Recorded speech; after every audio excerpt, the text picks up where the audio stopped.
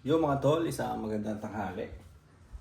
At ang gagawin ko ngayon ay tatanggalin ko yung trapal doon sa gate. Kasi di ba may kasama na ako sa bahay, no? Napansin ko, lagi nakaganyan lang ba? Ayaw nila isasarado yung gate. So, medyo hindi kasi di ba? Parang para sa akin di safe Kasi mamaya may biglang pumasok dito, di ba? Nakaganyan lang lagi yung gate. So siguro ang gagawin ko, tanggalin ko na tong kasi mainit nga rin pagka nakasarado to buo. So gagawin ko, tanggalin ko tong kalahati. Itong ganito. Tanggalin ko para kahit naka-lock siya dito, yung hangin, di ba? May papasok pa rin na hangin. So yan ang project natin ngayon. Yan ang gagawin natin ngayon. Tatanggalin natin ang trapal na yan. Napakatahimik, no? Napakatahimik dito. Paano natin ito ilalagay? Pag ganito, pag ganyan. Baka matumba.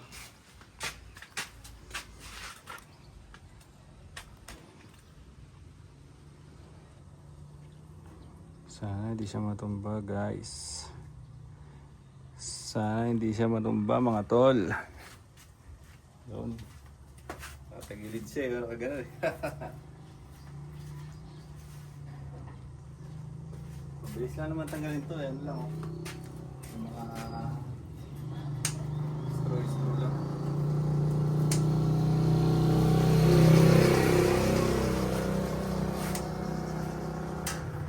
Matagal na pinapatanggal sa akin to nila Airmat kasi para nga daw presko, di ba? Presko tignan. Inisip ko naman, kitang-kita naman ako sa loob. Yan naman yung inaano ko. Okay, ngayon, mas maganda siguro itong isa. Tignan muna natin, tanggalin muna natin itong isa to. Kung magiging maaliwalas na, ay okay na. Kahit si baby, gusto rin patanggal ni baby to Yan lang yung gagawin natin ngayon. Hapon, kanina, kagabi nga, di ba? Nandito yung anak ni baby, sila Kang. Kinatid ko na rin kanina. Hindi na nga yata ako nakapag-vlog nandun pala kasama si Eki sa vlog ko kanina umaga. Yung nagpapapawis ako. Nandun siya.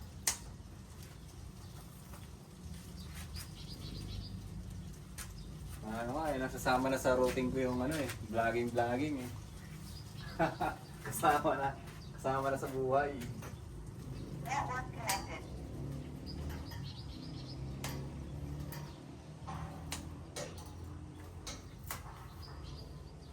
Network connected. Kasama na sa buhay.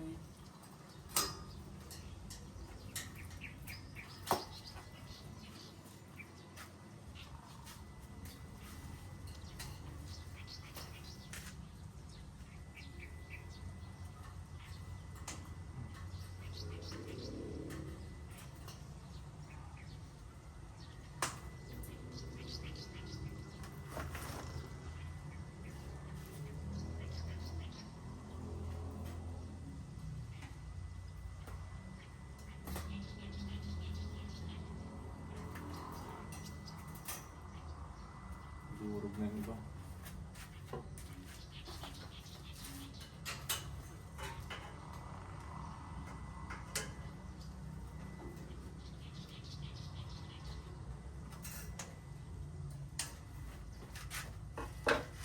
Durog na.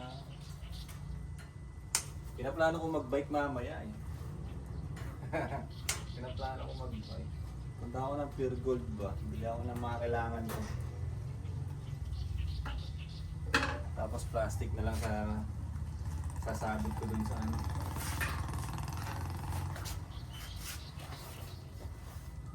sabit natin doon sa bike.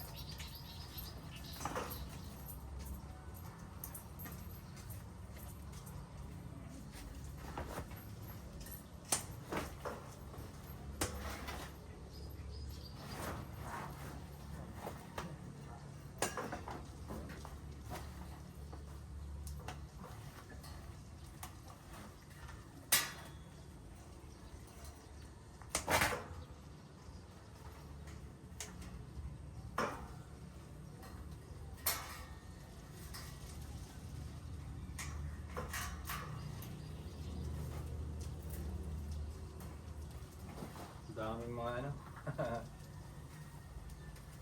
Ang daming mga tali-tali.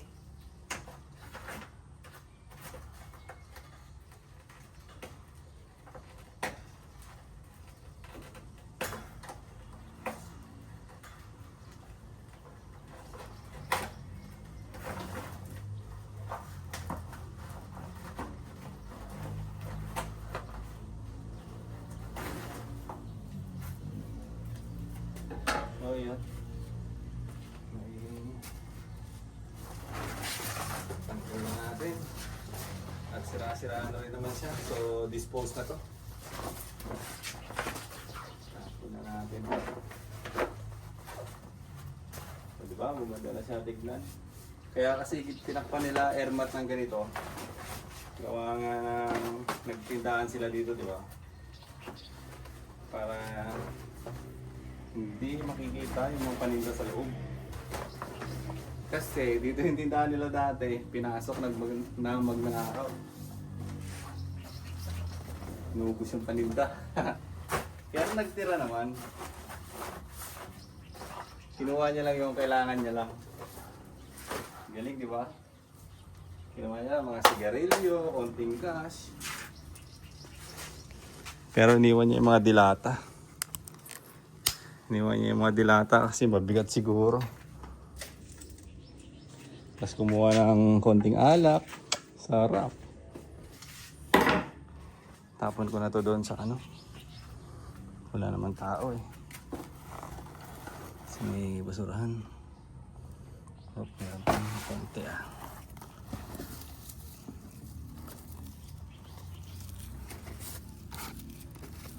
May nakikita rin kasi ako iba doon na nagtatapon din eh. Doon mismo. Sa silaban. Pero kasi dyan na ano itapunan. Tapon natin to. Sinisiga lang siya. Ang tago sinisiga. Nagsisiga lang sila. Wala pa kasing kumukuha ng mga basura dito eh. Sarap ng hangin. Parang nakakatakot din magbike eh. Kasi parang uulan, mababasa ka lang.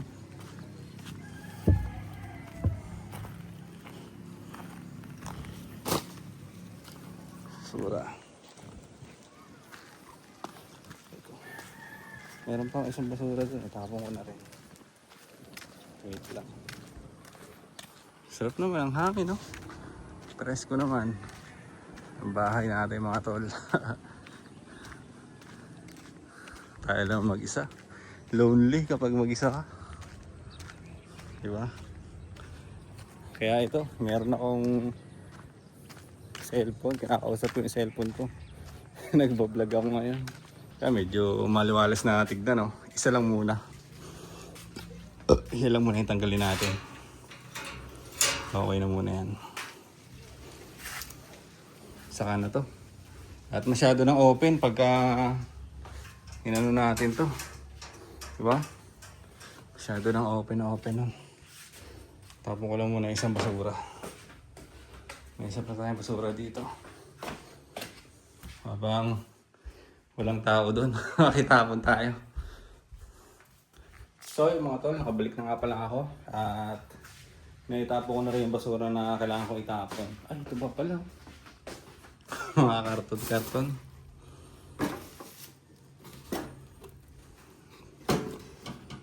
Sa ano na lang yan, sa shop. Marami rin tayong karton doon. So yun, ganito na pala yung kakalabasan niya. Yan, at least kahit pa paano, may hangin na papasok na dyan, di ba? Kahit nakaganyan siya. Kahit nakalock na. So pagka nandun ka sa loob, di lock mo na dito, di ba? Lock mo na dito, kitang-kita ka naman eh. Pag ito kasi tinanggal din natin, open na masyado tayo. Okay na muna ito sigurong isa. Diba? Nakaganyan. Ayan o.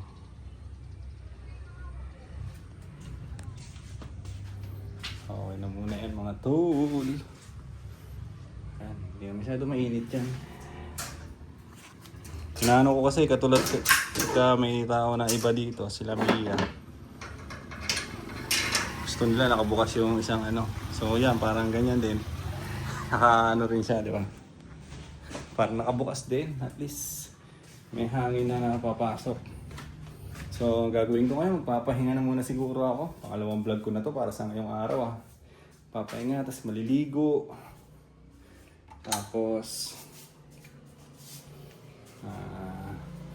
hindi ko ano kung magbabike ako kasi. Kaya mahirap sabihin eh.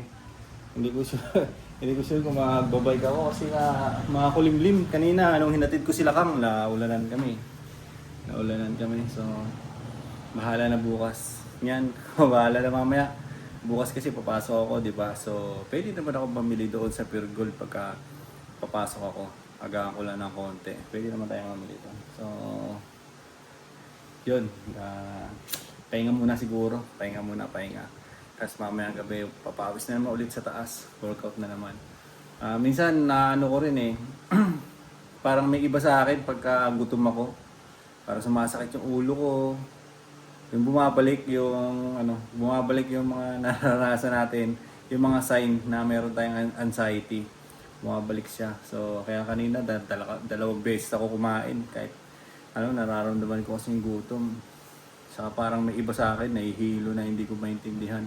Na gusto ko lang umiga. Na, yun, basta, ang hirap din pala. Kala ko ganun-ganun lang siya. So, kaya yung iba, di ba, mas lumalala kasi hindi nila nasasabayan yung trip eh. Hindi nila nasasabayan yung trip. So, yun, sabi naman ng iba kasi yung anxiety na to is nasa isip lang natin. Kaya pag negative yung iisipin mo, ay talagang kakainin ka ng mga negative thoughts mo dyan. So, pag positive lang, di ba? So, yun, ganoon. Ngayon, ganun yung na-experience ko kanina. Medyo parang bumabalik na naman. Maano na naman yung dibdib ko. Siguro napagod na naman ako kasi tuloy-tuloy na naman yung hassle ko eh. Tuloy-tuloy na naman yung hassle ko. Tapos yung iniisip. Di ba? Iniisip ko hindi problema eh. Iniisip ko yung mga trabaho. Kasi kailangan mo nga step 1, 2, 3, 4, 5. Kailangan mo susundin siya ng gano'n. So, itatanungin ko yung sarili ko, nagawa ko na ba yung step 5? Nagawa ko na ba yung step 6? Ganon. Ganon ko lang siya anuin. So, napapagod din talaga. Kaya parang minsan, pakiramdam ko, may mabigat sa ulo ko na gusto kong humiga na hindi ko maintindihan eh. Kanina, nandito sila, nanonood sila dyan, nanonood sila dito. Ako, nakahiga ako dito, nakapikit ako. Kasi nga, iba yung pakiramdam ko. Pero ngayon, okay naman na. At maliligo lang ako nito maya-maya para maaliwasan. Maliwalasan. Ano ang tawag doon? Para maliwalas, di ba? Maliwalas tayo, maging fresh yung ano natin. Lumabas yung singaw o init ng katawan kasi galing tayo sa labas. So yun, sa tingin ko mahaba yung vlog natin ngayon. Pangalawang vlog ko na to para sa ngayong araw mga tol. So yun, nagpapasalamat ako dito sa YouTube natin o sa channel natin kasi dahil dito ay meron ako isang pinaglilibangan. Yan, parang ginagawa ko siya libangan, ginagawa ko siya diary ko. Kung ano yung gusto kong gawin, i-vlog. Yan, ginagawa ko siya, ina-upload ko siya dito. So, sa way ko na to ay nalalagpasan ko yung pagsubok araw-araw. Ang hirap kasi talaga mga tol. Ako lang mag-isa dito kasi ngayon may kasama na ako, di ba? May kasama na ako si Mia. So, ang hirap pala pag ikaw lang mag-isa. Ang daming tumatakbo sa isipan mo kasi kung kailan sobrang tahimik, yung isip mo ay talaga nag-iingay. Maniwala kayo sa akin. Kung kailan sobrang tahimik ng paligid mo, yung isip mo walang tigil sa pagtakbo. Ganon, walang tigil sa pag-iingay. Basta. So, yun lang muna mga tol. Ang vlog-vlogan ko para sa ngayong araw. Bye-bye!